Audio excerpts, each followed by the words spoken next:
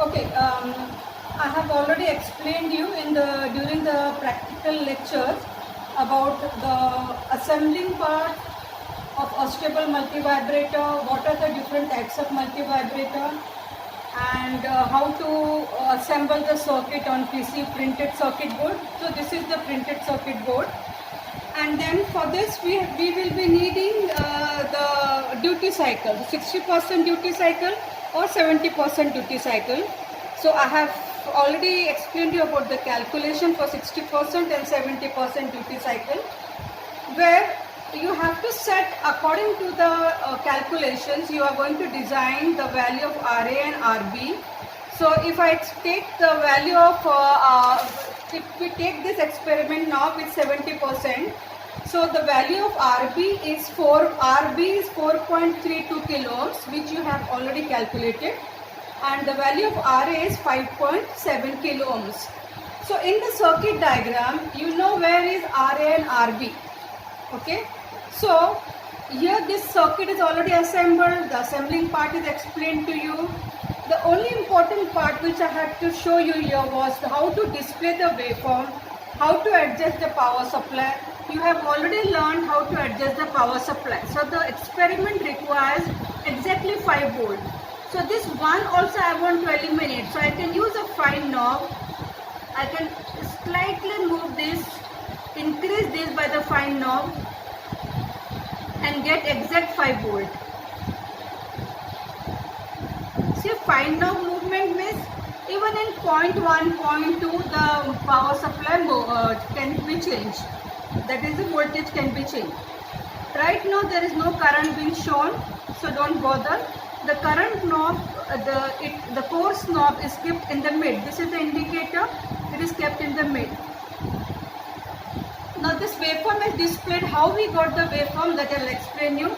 First I will off this power supply. Now here we have, in this case, here we have one potentiometer, which is of the upper one is the RA potentiometer, which is been adjusted to 5.7. How to adjust to 5.7? The two terminals of the potentiometer. Now you can see here, this is the potentiometer of 10K. This pot is to be adjusted to 5.7 kilo ohms. So these two terminals are going to the same point of the circuit, and the other one, the other red wire, if you can see this red color wire, this is going on the top part, that is on the plus VCC. So the upper track is the plus VCC. This is the supply point, 5 volt supply is given here. So I have connected the wire in the same track of the positive track here. Okay, this is red wire going to plus VCC. This wire also has been shown as red wire. So this is your RA, and the remaining connection as per the circuit diagram and as per the wiring diagram, which has been explained to you. Now this RB potentiometer is again adjusted as per the calculation 5.7 kilo ohms. So this is your RA, and this is your RB, this is your RA potentiometer calculated and designed. So that is 4.32. So RB, this is RA, this is RB. RB is 4.2 kilo ohms. So this is again adjusted. How to adjust? Remember, never connect the multimeter in the circuit which is where all the components are assembled. So I have disconnected one wire. See, 2 wires are left as it is. One wire has been removed. Now here we have a DMM. In the DMM, now we know that the value is above 5 kilo ohms. So we will need a 10K potentiometer. At the back, you can see the value of the potentiometer mark, 10 kilo ohms. You can see it is 10 kilo ohms, 10 kilo ohms. And this we have to take as 5.7. So 5.7, 40, it can come in 40 also. It can come, 4K is very less. 40K, 400K is too high. So we are going to select 40K value. Clear? And this is resistance. This is resistance. We are not concerned with any other, with the DC voltage, DC current, DC AC voltage, we are not bothered with that. Positive is connected to V. So this is now acting as your ohm meter. So this is V oblique ohm, and this is the common terminal black wire. Keep your meter steady. This is the positive, this is the negative, but we are not concerned with the polarity right now here. So we are going to see what values we have set. So I am connecting this to any one terminal, and this will be connected here. That means what I have done, I have connected the potentiometer, I have connected the multimeter as ohm meter, and I am setting the adjusting the value. See, it is coming to 5.8, but we need 5.7. So hold the pot like this and slowly, see, you can adjust to any values. You can adjust to any values whichever is required for your experiment. Go slow. It should come to 5.7. If your readings are slightly there are changes, then your output will also change, and that will give you error. So I am setting it to 5.7. Okay, 5.71, 5.70. The fluctuation of 0 and 1 is okay. So in this way, this potentiometer is set. Now we had removed one wire which was going to the plus VCC. Connect back to the top 5 volt line. Remember, this is a solid wire, so handle it properly. It will go exact in the hole of this breadboard. It will go in the hole of the breadboard. Clear? So this is gone here inside. Okay. Now in similar way, this another potentiometer, RB. RB is also to be adjusted. So remove one wire from here. Connect one point of the ohm meter here, and remove from this junction and take it to the any one point here, because both are shorted. Finally the both green wires are going to the same junction, and from there it is going to pin number 6, and pin number 6 is shorted to pin number 2. Okay, so now this value we have to set it. We will set the value. See, it's 4.3 and we need 4.32. So let us make it slightly. Now don't disturb this potentiometer. We have to take this pot and slightly less. Okay, 4.3. See, 4.42, 4.43, this much is okay. So I hope you have understood how to adjust the potential. The experiment is very simple.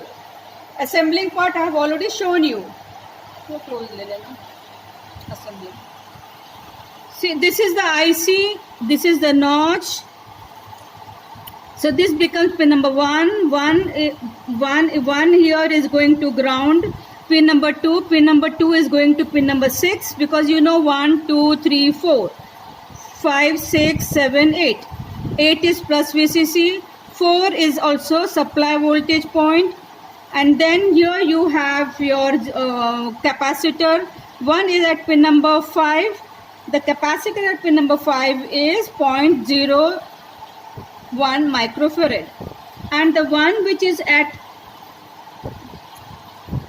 the pin number 2, that is your 0.1 microfarad capacitor. Okay, that is pin number 2 and 6 shorted. That is going to pin 0.1 microfarad capacitor. Remember, these capacitors are ceramic capacitors. They are not electrolyte. They are not polarized capacitors. So in this way, the circuit is assembled. Now the connections. As I have told you that you have pin number 3 is the output of the circuit. So one of the BNCs, this is a dual oscilloscope, and it has two BNCs. This is channel 1, this is channel 2. Channel 1 will go to the input. Now where is the input? Input is between pin number 2 and ground. So this BNC, if you see, this BNC is connected to pin number 2 and ground. This is the ground terminal, and this is your pin number 2 and 6 shorted junction. From there this wire has come. So this is the input. I repeat again, input is connected between pin number 2 or 6 junction and connected and the ground. This is your input. See, input 2 and 6 shorted, from there one wire is removed, that is going to the positive of the channel 1 BNC, and channel 1 negative is going to the common ground point. The lower part is the ground terminal.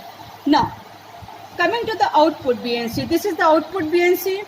Output BNC will come between pin number 3. So if you see this white wire is coming from pin number 3. 1, 2 and 3. This is the pin number 3. This point is 3. So channel 2 positive is connected to pin number 3 and negative is connected to the common terminal. Remember here, all the negatives will come to the common ground point. Clear? In this way the BNCs are connected. Now we don't need the multimeter, so we will remove this, and we have this is to be connected back. We had removed it from junction of 2 and 6, so connect it back to between 2 and 6. Remember, never measure resistance in on condition, and the component should be disconnected. Now we don't need the multimeter, we have connected the BNCs, power supply is adjusted. Okay, now suppose I want to show you one by one, not both the waveform together. This is an AC. Now this both should be pressed to ground. Once it is pressed to ground, you get a straight line. That doesn't mean that the waveform is not there. We are doing the reference adjustment. This is called the reference line adjustment. Slowly press this and on the ground terminal. As soon as you on it, you will get a sawtooth waveform. You will get the sawtooth waveform. What this indicates, see, this means the charging from here to here, the charging, and this is a discharging. The whole charging period from here to here, from here to here, till here. So that is to be measured. So for example, don't take this hole. This hole will be the T. From this point to this point will be your T, total T. This is already taught to you in your CRO experiment, how to measure. So the midpoint of this, which is dropping somewhere here, from here to here is your charging period. So charging is 2/3. And then from here to this point, is your discharging. That means almost 1 division and 1.2. Okay, that is your discharging. But when you see in the waveform, this will be the charging and this is the discharging. So you draw a dotted lines and find out from here to here is your charging and from here to here is your discharging. So the shape of the waveform is called as sawtooth waveform for unstable. Now as soon as I on the other channel ground point, you will get the output. This is the output. Now see, if you see the output, now measure from the output from this point to this point and here. So from here to here is your charging, which is very clear now. Now you can clearly observe from this point to this point is your charging and from this point to this point is your discharging. Now once you have adjusted the reference line, see, you should not have one up and one down. Okay, you will not get proper readings. You have to bring both on the reference line. This line is the reference line. Then switch on it on the circuit and then see, this is your, from here it is your 1/3, from here it is your 1/3 value of the applied voltage. 1/3 value of the applied voltage kitna ho jayega? It will be around 3.3 something, right? And this is your discharging. This is your discharging. So you can refer exactly from the charging and the discharging of the circuit, or you can say the output value. Output value from here to here is your charging, and then here from here to here is your discharging period. That is 2/3 and 1/3. Discharging is 1/3. You have to measure the time period and multiplied by wherever you have kept this knob. wherever you have kept this knob. Now this knob is in 0.2 millisecond. It's in 0.2 millisecond. See here, this is 0.2 millisecond. Okay. So you are going to measure the time period of the charging and discharging. Now let us also measure the output, the height of the output waveform. We have connected channel 2 for output. Now refer this. This is at 1 volt. This knob is kept at 1 volt, which we are going to use to measure the voltage. Now peak to peak voltage is from this point to the top.